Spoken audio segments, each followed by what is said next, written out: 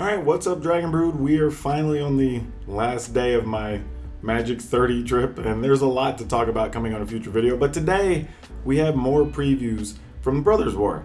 And it turns out there's actually some pretty neat stuff, and we're starting to see the picture of kind of how some of these cards can work, and things are starting to come together a little bit.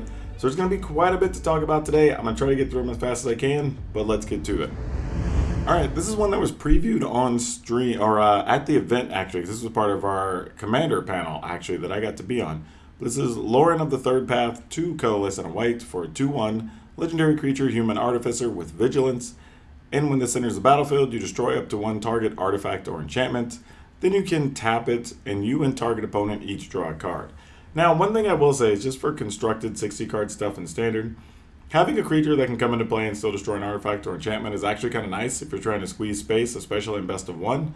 So it could see some, I guess, some amount of play from that.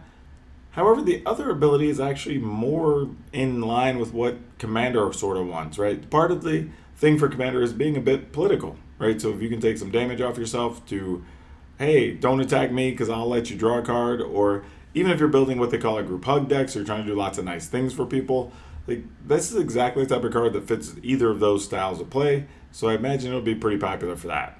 Then we have Tocasia, Dig Site Mentor, a colorless green, red, blue, actually not true, it's a colorless green, white, blue, for a 4/3 legendary creature, human artificer. Creatures you control have vigilance and surveil 1, and then you can pay 2 colorless, 2 green, 2 white, 2 blue. You exile this card from your graveyard, and then you return any number of target artifact cards with total mana value less than mana value 10 or less from your graveyard to the battlefield. Activate only as a sorcery. So this card is actually kind of interesting and fine as itself on rate, being a 4 mana 4/3.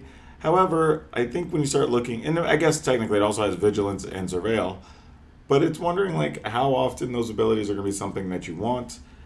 You know, this card seems like it could be pretty good, though. Mostly because even if you just flip it in your yard and you want to play a ton of mana, getting up to 10 mana value of artifacts out of your graveyard is actually really good.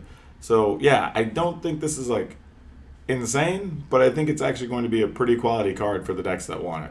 Liberator, Urza's Battlethopter. I just realized they named a Battlethopter Liberator. That is wild. It's legendary artifact creature Thopter, which means you can play it as a commander if you want. It has flash and flying. You may cast colorless spells and artifact spells as though they had flash. Whenever you can cast a spell, if the amount of mana spent to cast that spell is greater than Liberator Urza Battlethopter's power, put a +1/+1 counter on Liberator. So basically you go to cast a spell, if the amount of mana you spent was bigger than the power on this card, you just go ahead and add that. That's going to be pretty easy to do in most cases, at least for the first 3 or 4 turns. Yeah, this is just an interesting card, and it's small. Right? People are going to go, 3 mana, 1/2, and why do I want that as a commander? But I think there's some cool stuff in just the design here. It allows you to play your stuff as flash, like just all around quality stuff, and I think this is a pretty solid card. All right, Stasis Coffin, 3 colorless legendary artifact. 2 colorless and tap it, exile the Stasis Coffin. You gain protection from everything until your next turn. So in a large way, this kind of works like sort of like Teferi's Protection.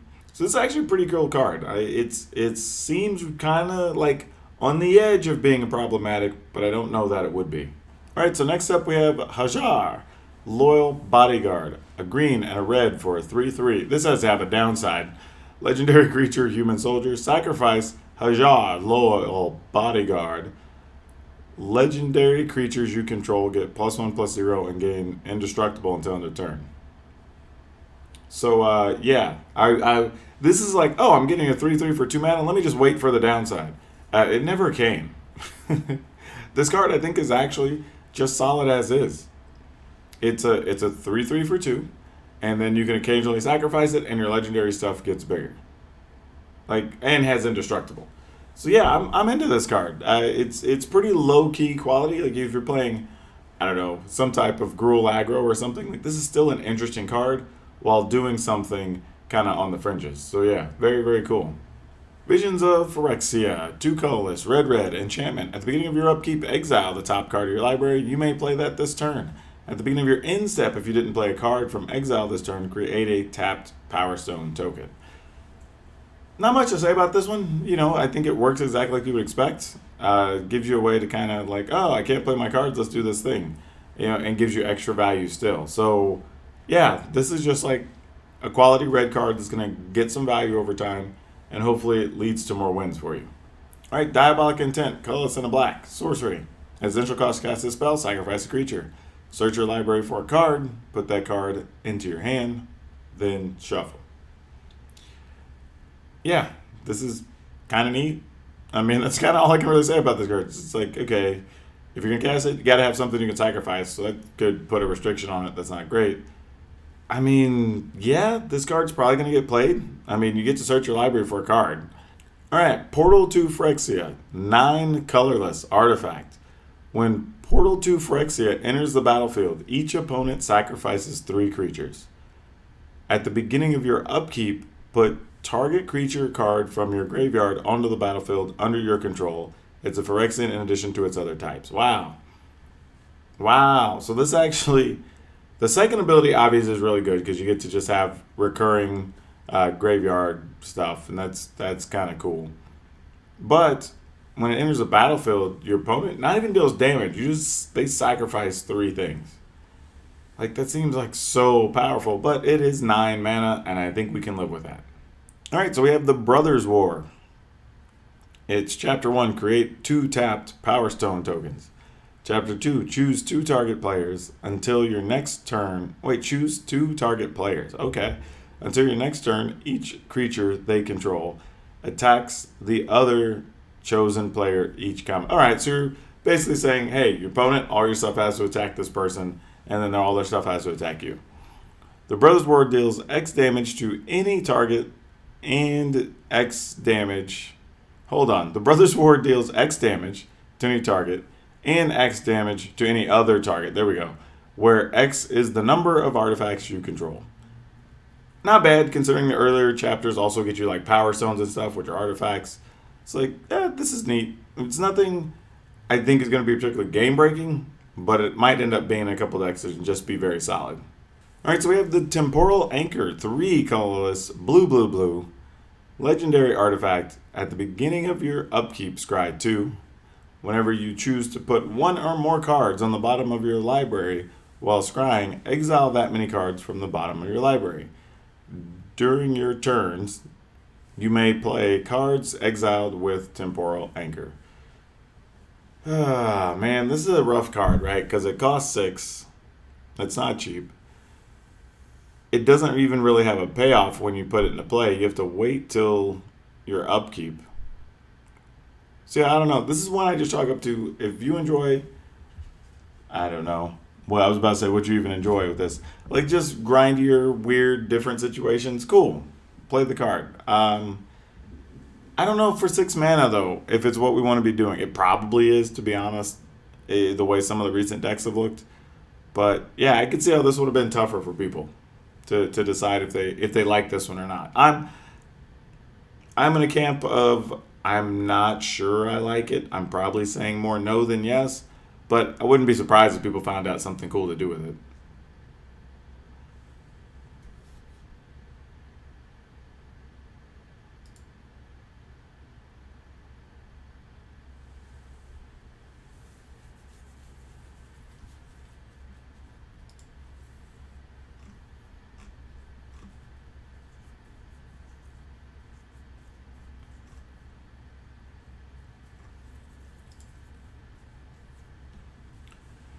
Hall of Tagsin. Tap, add a colorless. Pay 1 tap, add a mana of any color. Pay 4 and tap it. And then you can get a tapped Power Stone token. But it's a creature. Oh no, it's not a creature actually. I was confused. I'm like sitting here rereading it. I'm like, nope, that's definitely not it. Okay, yeah. A land that can make Power Stone tokens. Or really not much of any other mana right now. I'm man, I'm on the fence. I think this is good and it's going to get played. There you go. Especially if you have some, I don't know, weird monocolor thing that's trying to get mana to get its big payoff or whatever. Sure. But yeah, it's a pretty interesting card. It's random, but cool. I dig it. Alright, then we have Thran Spider, 3 colorless, 2/4, artifact, creature, spider. Has reach. When this card enters the battlefield, you and target opponent each create a tapped Power Stone token. 7, and look at the top 4 cards of your library. You may reveal an artifact card from among them and put it into your hand. Put the rest on the bottom of your library in a random order. So you look at the top 4. You can reveal an artifact, put it into. So from among them, you put it into your hand. Nothing that puts it onto the battlefield. So that's a little meh. For so much, like the fact that you're trying to spend 7 mana for this is the part I'm struggling with. I'm gonna say this one's way better than I think it is, but I'm not gonna give it a high mark because I'm not excited about it. Alright y'all, that is it for today's video, and I will say that there's definitely going to be more coming out as we're getting closer to the end of the set and seeing more previews, so that's going to be super exciting. But yeah, check out the other videos, check out the other preview things. They're actually not bad. But that's all I have for you for now. We'll see you next time.